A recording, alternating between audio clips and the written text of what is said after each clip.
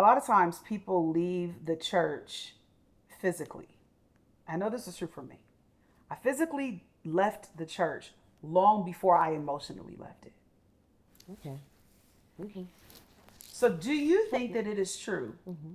when someone is starting their deconstruction,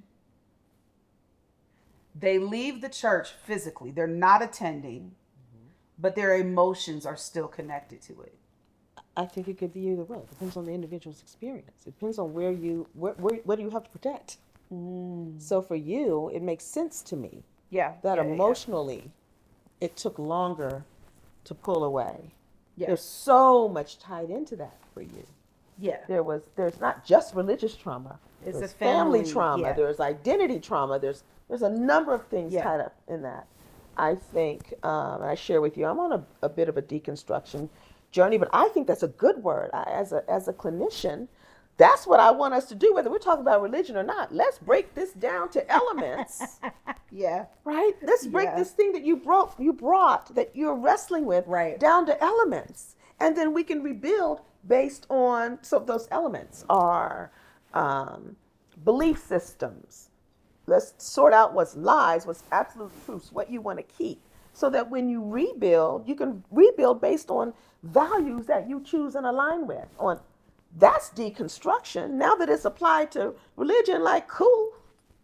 But the process to me Oh, yeah. is healthy. It's a construct. It's a Yeah, construct, and I think it's a great picture. I love the construct, right? There's not a We're talking about concrete thinkers and artists. Like there's not a building that's made without, you've got to go all the way back to a blueprint, all the way back to a blueprint. and let me say this. Let me even go further than that. When we talk about deconstruction, we talk about purity culture, right? Mm-hmm.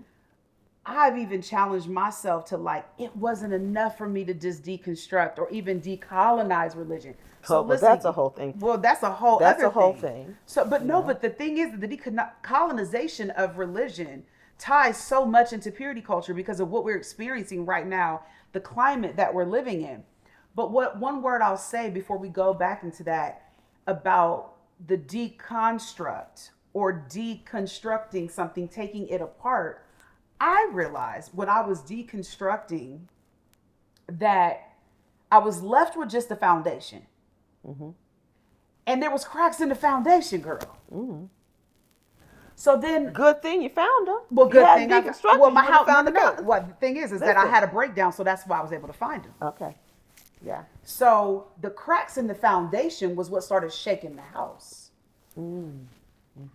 You know, I love good metaphors. I know, girl. Or simile. I don't know what it is, but whatever. I it don't is, even know what it it's is. good. Analogy, metaphor, Yeah, whatever. yeah, But yeah. like the cracks in the foundation is what began to shake the house. And so I started taking it apart. Like, where is this coming from? Well, I get down to my foundation, and the foundation was cracked.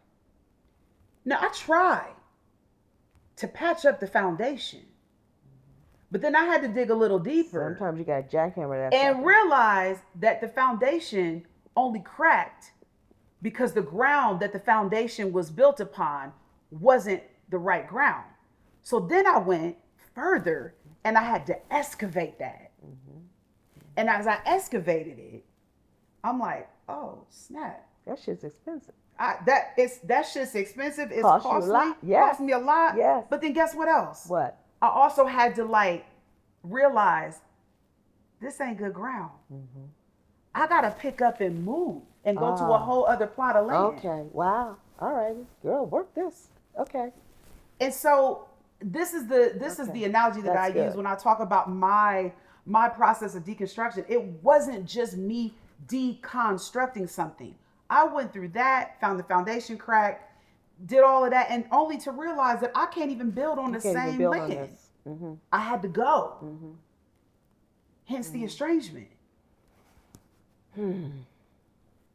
Highly, highly costly. Yes. And So you've moved. I moved. And now what? And now What's the process? we sit here and we're like, okay, we're filming this and like, we're and like, so these thoughts around my body and it being evil and me like and sex and all these things started to come to surface in midlife when I hit like perimenopause. I started realizing some things, which is when a lot of women do start realizing these things.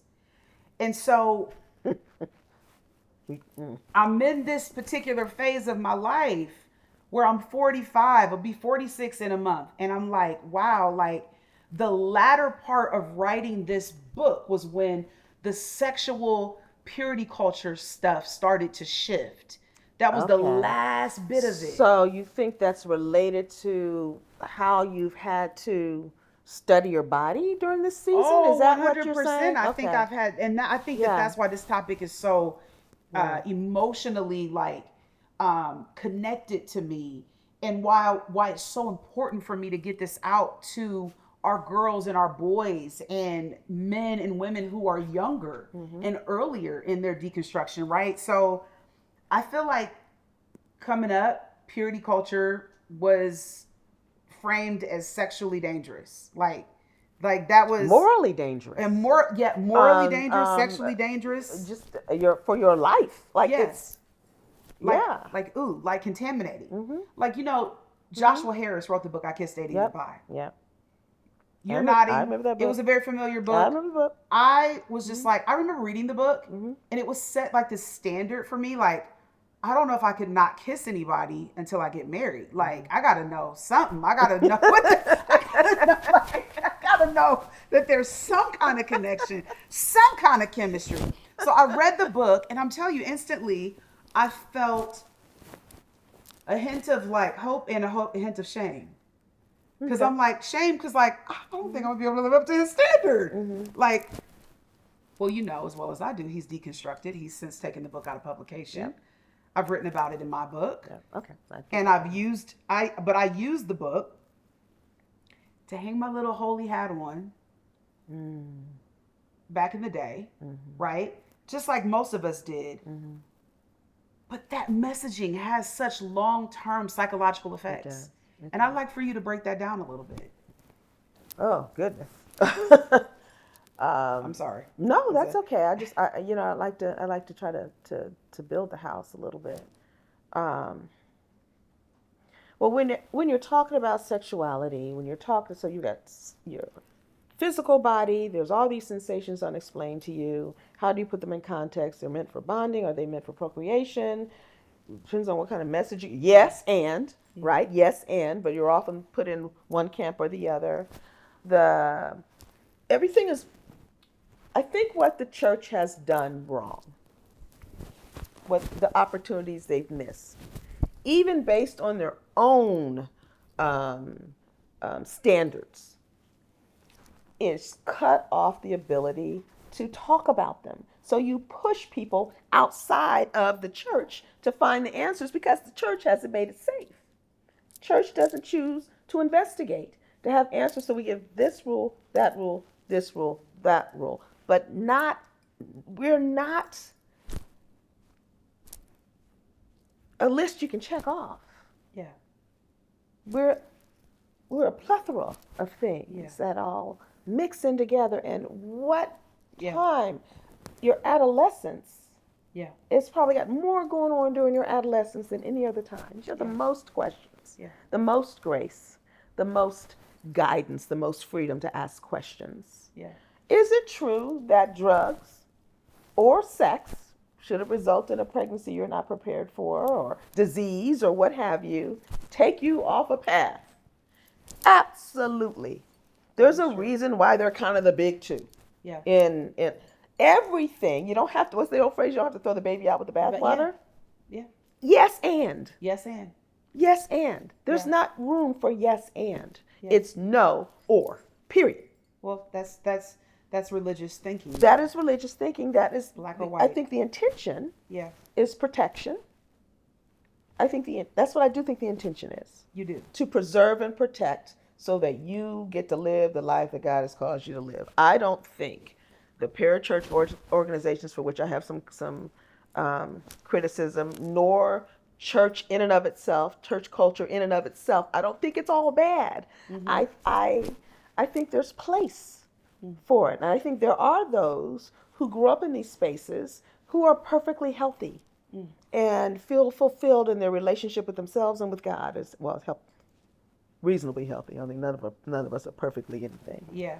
And so I don't want to put a big old scarlet letter or demonize those structures, because they also can create this need for to hide or to pretend, or this very community that they claim to, the body of Christ, the church family. We throw the word family around in everything that's supposed to be good, and here we're a family of so and so. That's for you. That's a dangerous analogy, right? And it doesn't like, I'm take good. it doesn't take any I'm of like, no, that I'm good. though into Yeah. consideration. Yeah. Family's dangerous, but it's also beautiful because you've built one. Well, right. That's And different from the one you and that, came yes, from, yeah. right? There's family in and of itself is wonderful.